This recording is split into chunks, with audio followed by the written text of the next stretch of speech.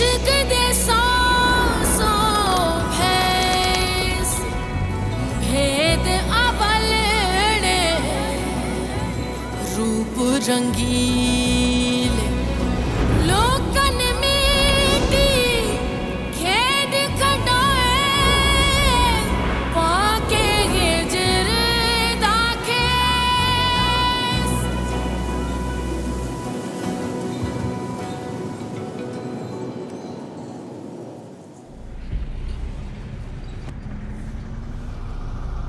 Hello, जी कौन? मैं मलूक शाह की घरवाली बात कर रही हूँ। ये अलमास बीबी का नंबर है?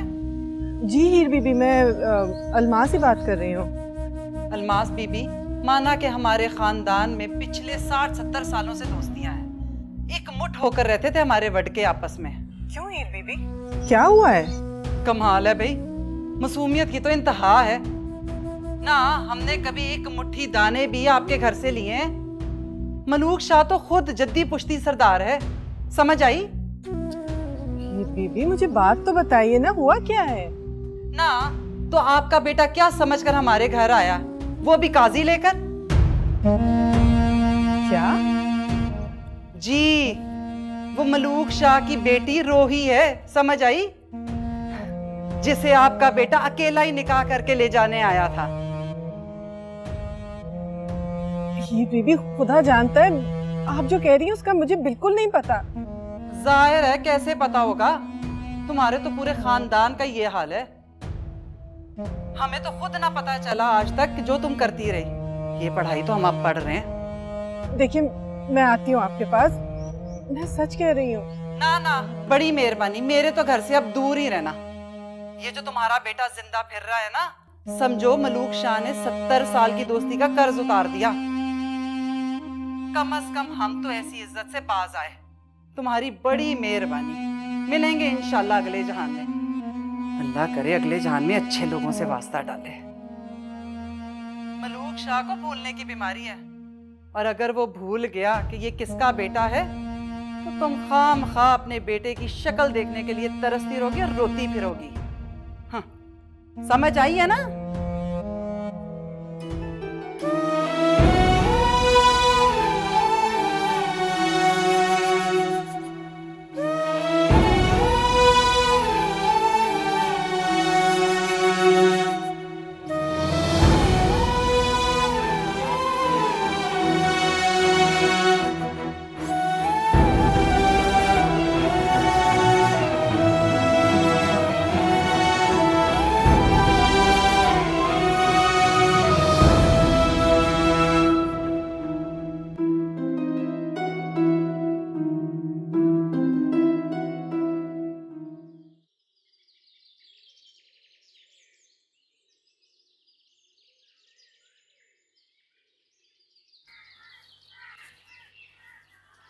सलाम रोही जी।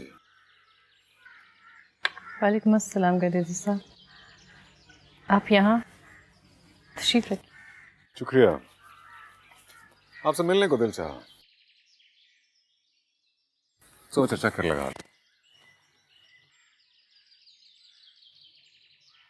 खैरियत तो है रोही जी? जरा डिस्टर्ब लग रही हैं। आप कुछ नहीं,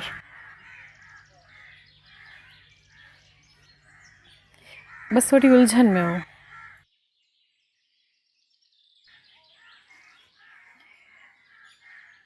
ऐसा मालूम होता है जैसे दिल पे थोड़ा बोझ है।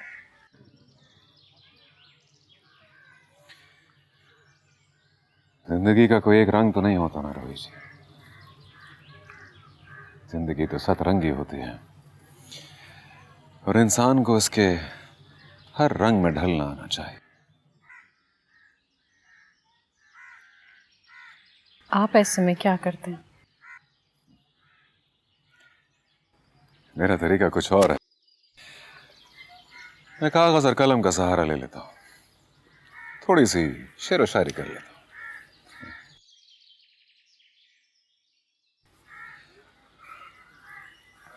बल्कि इत्तेफाक की बात है,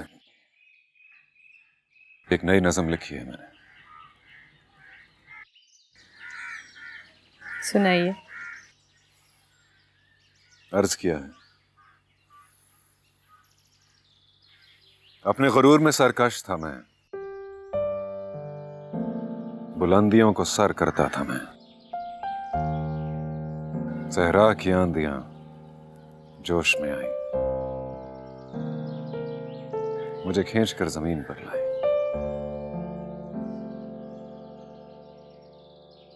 वो चोटी तो थी महज रेत का टीला, जिसके हर जर्रे ने आंधी को पुकारा, और हवाओं ने टीला कहीं और सजाया। मेरी अना का नशा कितना भारी था, जो मुझे मदहोश किए हुए था। जमीन पर कदम अब जमाऊंगा मैं, मिट्टी से नाता निभाऊंगा मैं। बहुत खूबसूरत, बहुत अच्छी नज़म लिखी है आपने। शुक्रिया।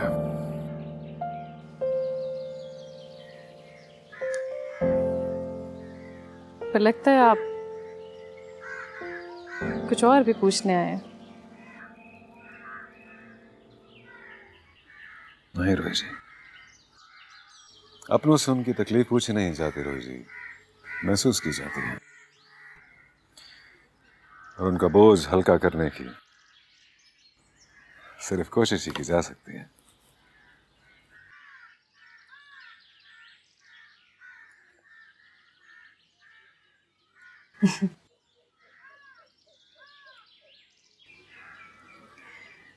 बहुत अच्छा लगा सुन के।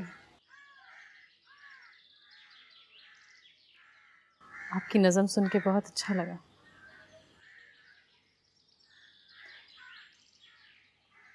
दिल हल्का सा महसूस हो रहा है।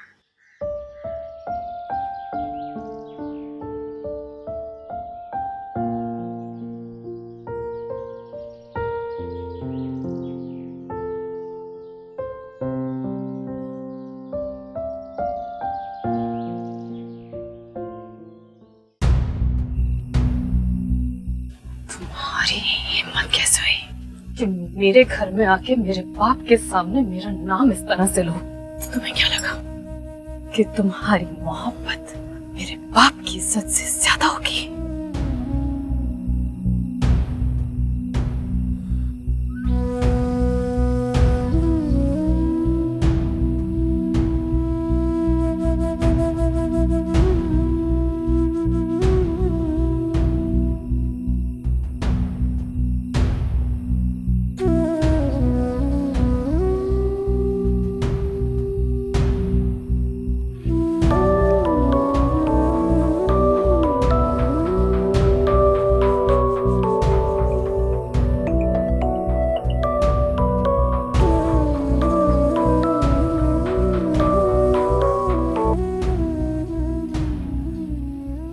रोही,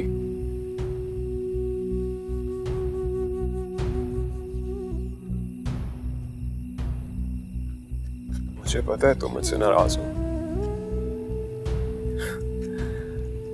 सभी मुझसे नाराज हैं, लेकिन तुम मुझसे नाराज नहीं हो सकती। प्लीज। मना किया था ना तुम्हें। रोही, मैं क्या करता? मैं अकेला हो चुका हूं।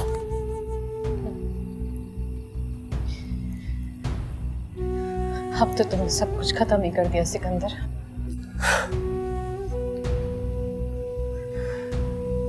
रोही, मोहब्बत कभी खत्म नहीं होती।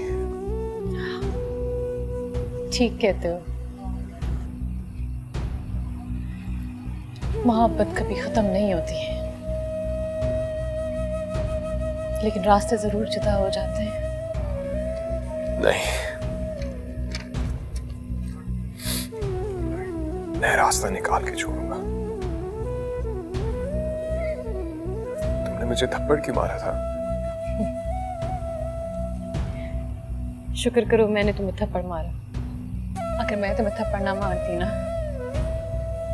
तो बाबा साईं तुम्हें जान से मार देते। मैंने इससे पहले उन्हें इतने गुस्से में कभी नहीं देखा है। रोही, मैं उनके पाँव पकड़ लेता, मैं हर सजा के लिए तैयार हूं। नहीं नहीं सिकंदर, रोही, ये सजा मेरे जुर्म से बड़ी है। What? मैं तुम्हें हासिल करके ही रहूंगा। तुम सिर्फ मेरी हो और मैं सिर्फ अपनी चीज मांगने आया था।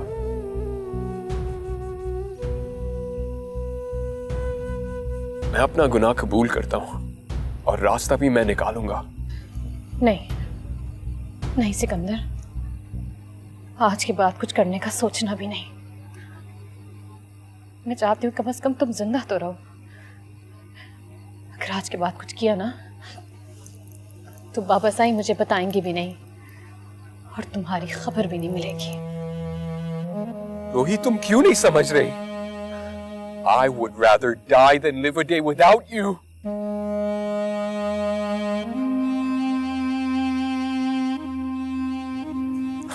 रोही,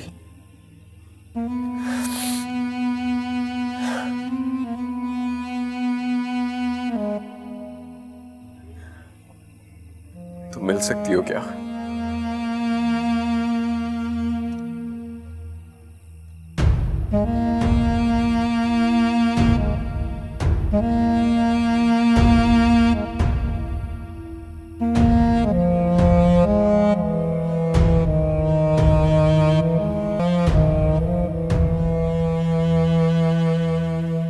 मोहब्बत का आखिरी मौसम ऐसा ही होता है, अपनी मर्जी से आता है, अपनी मर्जी से जाता है। ये सब कुछ तेरी मोहब्बत के लिए हो रहा है। जैसे नई दुल्हन को तैयार किया जाता है ना, ऐसे ही तेरी मोहब्बत के लिए रास्ता बनाया जा रहा है।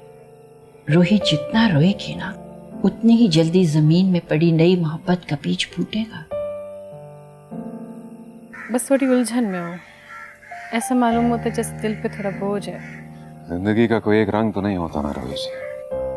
जिंदगी तो सतरंगी होती है और इंसान को उसके हर रंग में ढलना आना चाहिए। आप ऐसे में क्या करते हैं? ये सब कुछ तेरे लिए ही तो हो रहा है। मोहब्बत और पानी अपना रास्ता बनाना खूब जानते हैं। वो चोटी तो थी महज रेत का टीला, जिसके हर जर्रे ने आंधी को पुकारा और हवाओं ने टीला कहीं और सजाया। मेरी अना का नशा कितना भारी था जो मुझे मदहोश किए हुए था। जमीन पर कदम अब जमाऊंगा मैं, मिट्टी से नाता निभाऊंगा मैं।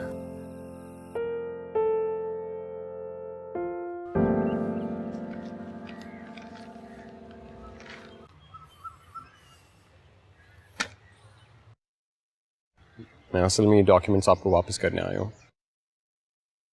क्या है ये उन जमीनों की ओनरशिप है जो आपने मेहरबानी करके मुझे दी थी। ये तो तुम्हारे हैं। कैसी बातें कर रहे हो तुम? तुम्हारे नाम करूं या ना करूं? ये नहीं चाहिए मुझे ये मामा। इस दौलत में पर्दा बन के जो चीजें छुपानी थी वो तो ये छुपा नहीं सकी। ना आपके एक्स्ट्रा मैरिटल अफेयर्स और ना मुझे मेरी मोहब्बत मिली।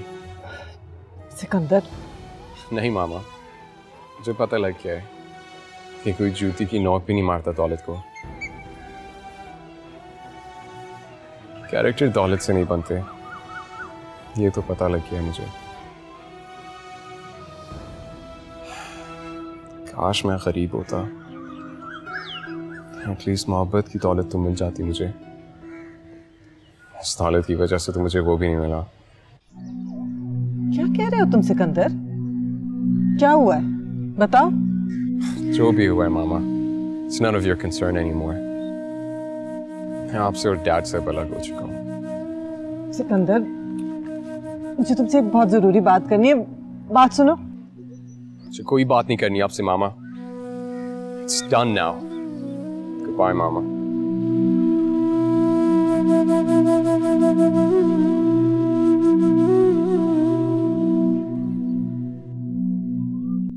कहाँ जाके अपना मुंह छुपाऊं? इस बदनामी ने तो सब कुछ छीन लिया मुझसे भी और मेरे बच्चे से भी। बीबी रानी, जिंदगी में पहली बार मैं अपने आप को इतना बेबस महसूस कर रहा हूं। तुम्हें पता है, मोहब्बत वो गुनाह है जिसकी सजा इसी दुनिया में मिल जाती है। सिकंदर ने मालूम है क्या किया? अकेला रोही के घर निकाह करने पहुंच गया। क्या? हाँ, हीर बीबी ने मुझे फोन किया था। ऐसी ऐसी बातें सुनाई उन्होंने, मैं तो खुद से भी नहीं दोहरा सकती वो। बीबी रानी, तो वो रिश्ता वो क्या बना? कैसा रिश्ता शेर आलम? वो लोग तो अब हमारा नाम भी नहीं सुनना चाहते। सिकंदर साहब किधर हैं बीबी रानी? पता नहीं, कुछ भी पता नहीं मुझे। अपनी तरफ से वो सब कुछ छोड़ के चला गया है।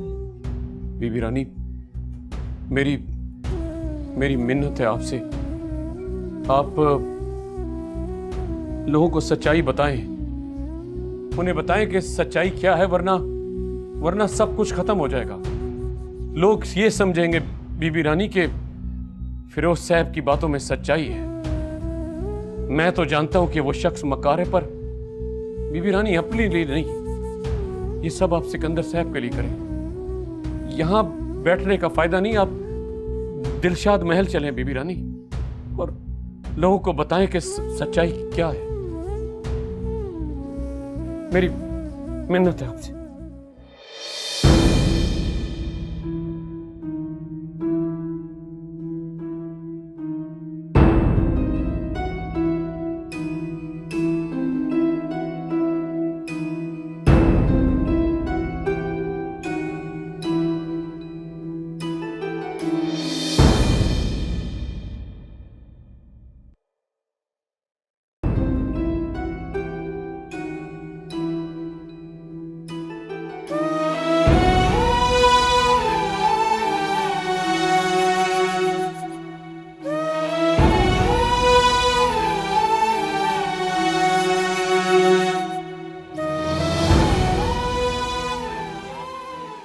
नीचे प्रेस वाले आए।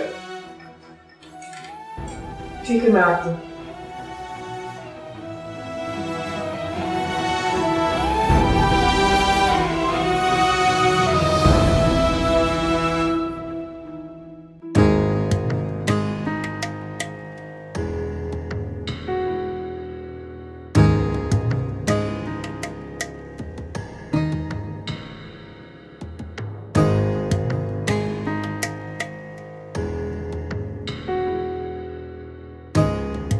ये सारे के सारे इल्जामात झूठे, बेबुनियाद और मन घड़त हैं। आप सब तो अच्छी तरह वाकिफ हैं मेरे खानदान की रिवायात से। मेरे दादा तो इस बात तक के कायल थे कि घरेलू मुलाजिमीन को जायदाद में शरीक किया जाए, और उन्होंने ऐसा किया भी। मैं अपने सब मुलाजिमीन से मोहब्बत करती हूँ, सबसे, और ये सब मुझसे। कोई सवाल? फिरोज साहब वाले इंटरव्यू में था कि मिस्टर शेर आलम का बचपन आपके साथ गुजरा है। जी बिल्कुल, क्योंकि वो यहीं पैदा हुआ है और पिछली 3 नस्लों से इसी महल के साथ जुड़ी हुई हैं।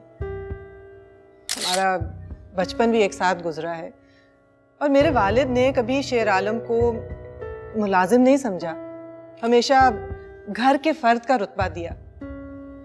और आप जानती हैं कि जिसके साथ आपने अपना बचपन गुजारा हो, उसके साथ ज़हनी उनसियत होना कोई गैर फितरी बात नहीं है।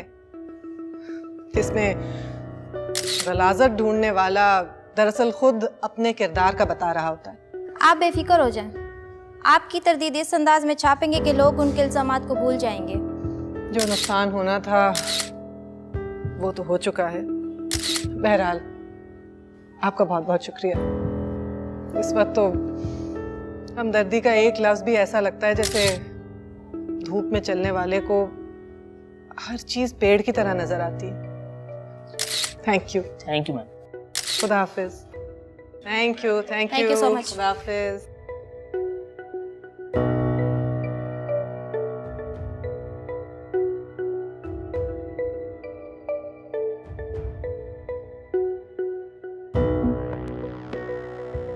Thank you ma'am. Thank you. Sher Alam नहीं आया अभी तक? नजर तो नहीं आए बीबी रानी, क्या पता अपने कमरे में हो। नहीं, ऐसा नहीं हो सकता। वो आएगा तो सीधा मेरे पास ही आएगा। ठीक है।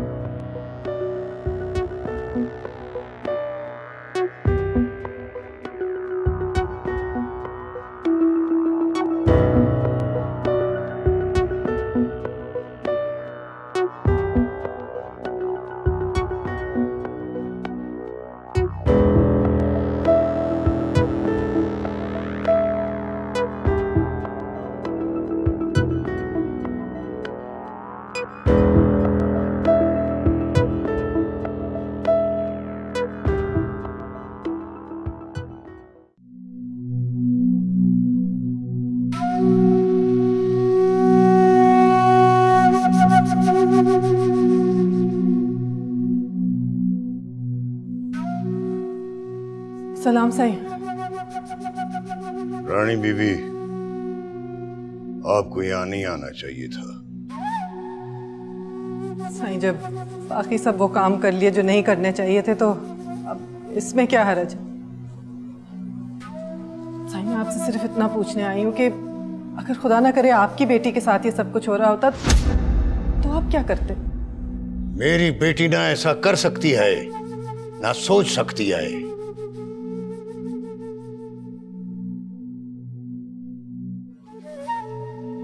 साईं, आप जानते हैं ये तो चंद दिन का शोर है, थम जाएगा। मुझे जो सजा देनी है दे लें, लेकिन सिकंदर और सिकंदर का नाम भी मेरे सामने मत लेना। साईं, वो दोनों प्यार करते हैं एक दूसरे से।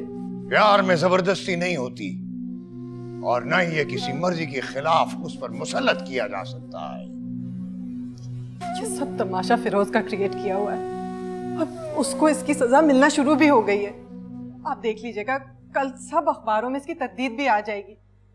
लेकिन साईं, इसकी सजा मेरे बच्चे को तो ना दे, उसका क्या कसूर है? उसका कसूर ये है कि वो ऐसे माँ बाप का बेटा है जिनके किस्से लोग सारे शहर में सुना रहे हैं। उसकी तरबियत ये है कि वो अकेला काजी को लेकर मेरे घर आ गया था, रोही को लेने के लिए। देखो बीबी रानी, इस सब के बावजूद अगर वो अपने पैरों पे चल के तुम्हारे पास आया है तो इसका मतलब है मैंने लिहाज किया है। मैं आपसे मिन्नत करती हूँ साईं, इंशाल्लाह मेरे घर के हालात ठीक हो जाएंगे, लेकिन खुदारा मेरा बच्चा मुझसे ना छीनिए। मैं किसी से कुछ नहीं छीन रहा, मैं तो अपना घर बचा रहा हूँ। छिन रहा है साईं, सभी कुछ तो छिन रहा है। आपके इनकार की तमाम तर वजह मेरा माजी और वो खबरें हैं। लेकिन सिकंदर तो फिरोज को मना करता रहा शुरू से। उसे पता था आप इसी तरह रिएक्ट करेंगे। वो तो कहता रहा कि इस सब से हम सबकी बदनामी होगी, लेकिन फिरोज ने उसकी एक ना सुनी। उसने सिर्फ अपनी मर्जी की। साईं, मेरा बच्चा बेकसूर है। उसने तो मुझे केस फाइल करने से भी मना किया था। उसने तो वकील के पास जाके देखो बीबी रानी, ये तुम्हारा अपना मसला है। मेरा मसला ये है कि मैं हजारों लोगों के कबीले का सरदार हूं। वो मेरे सामने बोलते नहीं आए, पर मुझे उनको मुंह देना पड़ता है। और सबसे बड़ी बात यह है कि मेरी बेटी भी इस रिश्ते पर राजी नहीं आए।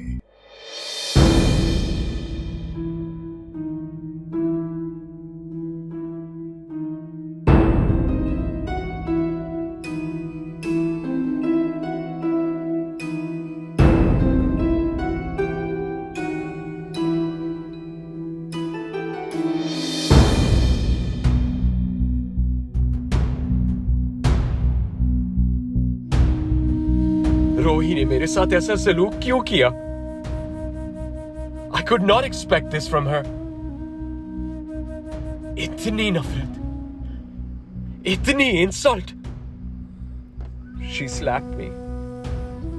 She slapped me. मैं इसी वक्त मर क्यों नहीं गया? दुनिया में मेरा कोई नहीं.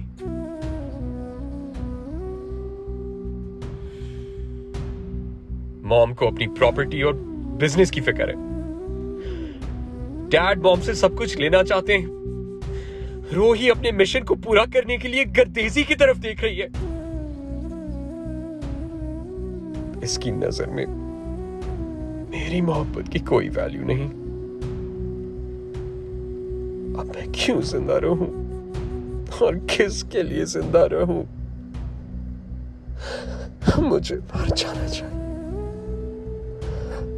मुझे मर जाना चाहिए.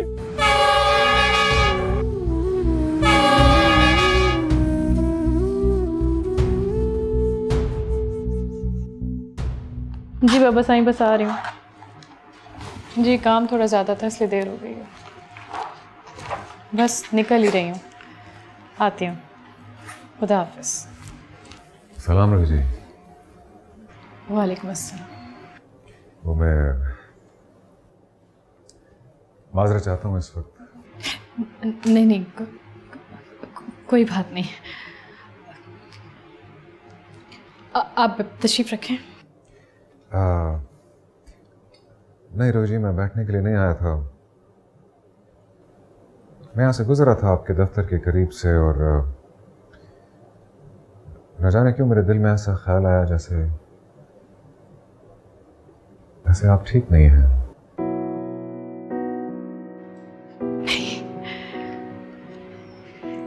मैं तो बिल्कुल ठीक हूँ. ऐसी तो कोई बात नहीं है.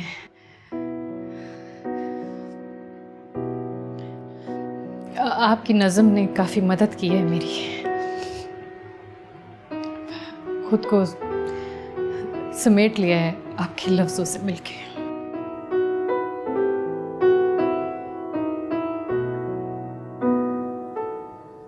जिस रास्ते पर आप मुझे ले आए हैं रोही जी, ये सब उसी की वजह से है. और मेरा दिल कहता है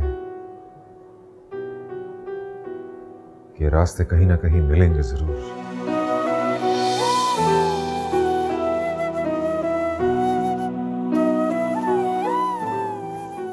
मैं ज्यादा वक्त नहीं लेना चाहता आपका.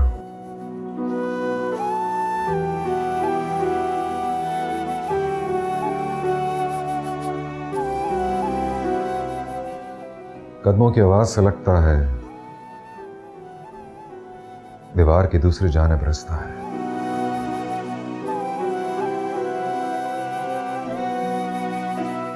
अपना ख्याल रखिएगा रोहित जी.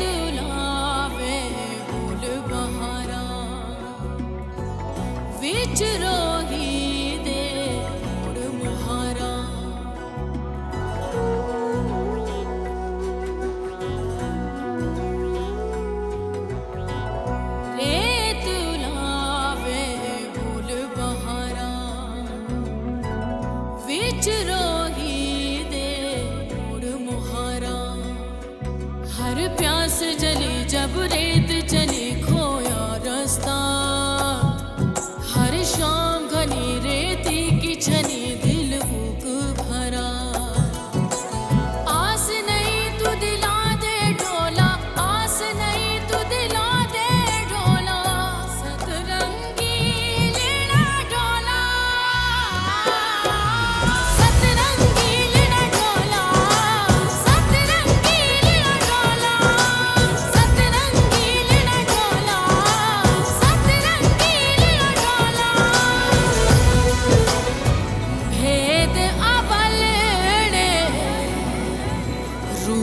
रंगीन